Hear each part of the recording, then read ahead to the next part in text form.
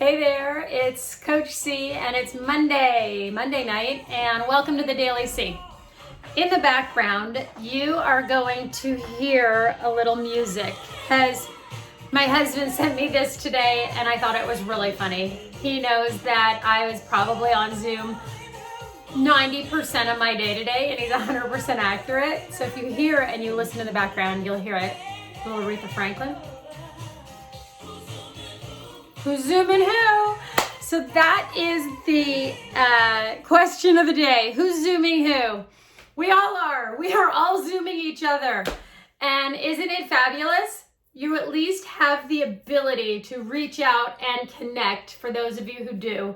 Not everybody's as fortunate that we can connect with each other, but for those of us who have that capability and we've been using it either to connect with clients or we've been using it to connect with friends, loved ones, conduct our business meetings. So it has become really a powerful tool, not just Zoom, but all of the online providers of web camera, video conferencing services.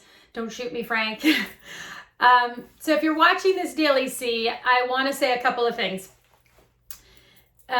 Connection is important. I led a webinar today and I had intended to record it so that it wasn't just the people in the webinar.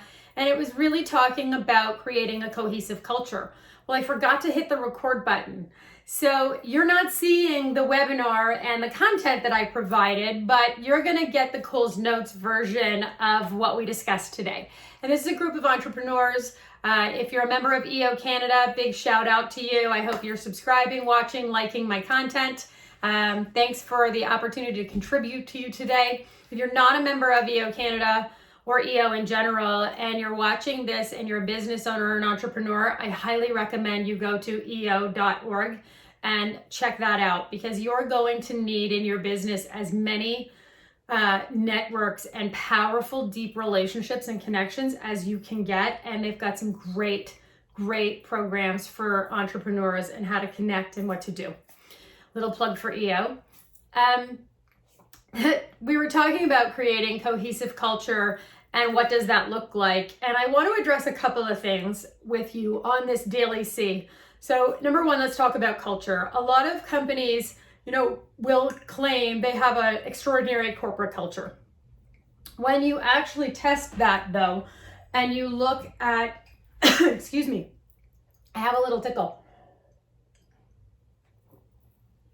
And you look at what do you mean when you have an extraordinary culture. Was your culture built to last in the time of COVID-19? Probably not. So it doesn't matter whether your company culture is solid and you're weathering the storm. What got you to this point won't carry you through it. So I'm going to say a few things about culture because I think it's important, whether you're a solopreneur, a business owner, or just someone in leadership who's watching the Daily C. This one's about culture, and it could be your community culture. It could be the culture and the relationships you set as a leader. It could be the culture that you're creating in your company. It could be, we all have different cultures. So there's a few things I want to say about this, and it specifically pertains to business ownership, business leadership, and culture. Cohesion is key. Context for your company is key. So what do I mean by context? So context creates the culture, and culture is what defines what's possible in your business. So it is basically the way that people look at what we do, what's possible, what's not possible. So the way it is around here is your company culture. And you either created a really powerful company culture that's aligned with your values and the vision of your company, and you walk the talk. So you are someone who has a purpose-driven culture. Your company is born and bred on those values and on that purpose, and everyone in your company knows who you are and is aligned with that. That's number one. You may be a company whose culture became a bit of a default. So the culture of the company depends on who is in the leadership role.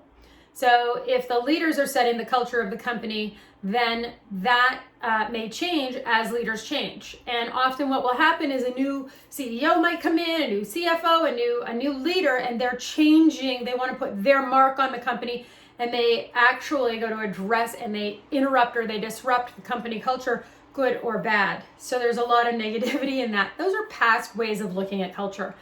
Now we have taken an entire group of people who went to work every day or got online every day or did what they did in their organizations, and you're trying to keep them connected and focused on the vision and productivity of themselves and the company. And there's a whole lot of other things that need to be attended to. The first part during the crisis of this is staying connected, staying cohesive, and creating problems for your people to solve that are bigger than the concerns they're currently working on.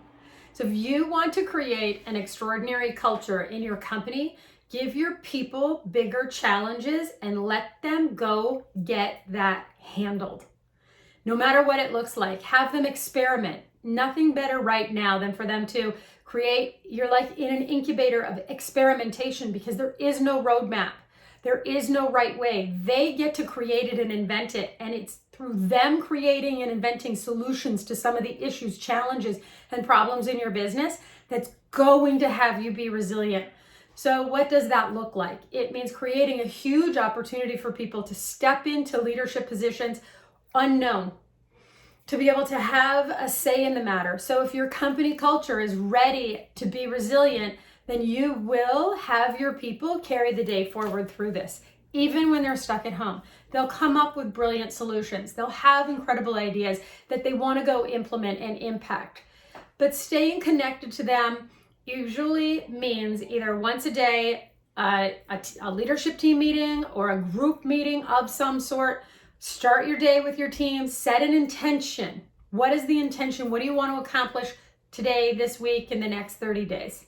What's our intention? And then what are the actions that will follow that? We talk a lot about setting intentions. The intention is really aligned with your culture. So do you have a culture of, radical candor? Do you have a culture of everybody wins? Do you have a competitive culture? There's no right or wrong culture to have. Just understand the current culture that you do have so that you can use that as leverage to build what's next. Your culture is designed for the future, not the past. And the way we've done business and the way we're going to be doing business in the future, there's a lot of unknowns. There's going to be a lot of great shifts, a lot of new things coming up in your culture that didn't exist previously. And there's going to be some downside. Let's face it, we don't know what's going to happen. Trying to engage a workforce that will have been disengaged or has been let go or laid off. How do you get them back online, and how quickly, and what does that look like? So all of those things you want to start to look at is, who are we? What kind of company do we want? And what is our purpose? And how are we going to do those things? So that's it on the Daily C. Two quick things. Some of the best breakthroughs come from when people make mistakes. So if your team is trying new things and they're challenging themselves, or maybe they sent out an outreach email, or maybe they did something and they hit a button and they sent it to the wrong people. If you consider that there are no mistakes and that was a learning opportunity, number one, give people the opportunity to learn, give people the opportunity to make mistakes. That mistake may actually be the best thing that happened in your business. Some of the biggest breakthroughs come from people making mistakes, and then all of a sudden a new opportunity showed up, or someone got an email that wasn't intended for them, but by getting that, they might have reached back and connected with you in a way that you didn't even think about before. That's what happened to us this week. One of our team members sent out an email, and it was the perfect mistake to make, because I immediately got some responses. That email wasn't directed toward that group of people, and it was a different kind of email. And I got these responses from these senior level leaders saying, "Thank you for sending this to me."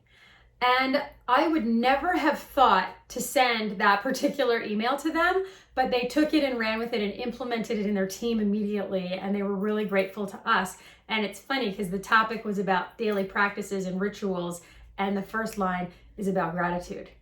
So having said that, what is it that you are grateful for having done today, having accomplished? What are you grateful for about yourself? What are you grateful for about your work? What are you grateful for about your community? Find one thing that you can be grateful for and hold on to that, because gratitude creates your attitude. That creates your leadership style, your perception. It's shaped by all of that. And with that, we will say goodnight on the Daily C. Thank you for watching, and I hope you're tuning in. Please like, subscribe, comment. Go on our Facebook page, Christine Nielsen or Contrast Results Group. Go on our Instagram, Coach C Official or Contrast Results Group, and LinkedIn is Christine Nielsen or Contrast Results Group. Please, if you're liking this content, please share it, please comment. We'd love to hear from you. It makes a big difference when we know that you're really engaged and that you like the content that we put out. If you don't like it, we're okay with that. Don't follow us, find somebody else that you want to listen to. Take care and have a really great day.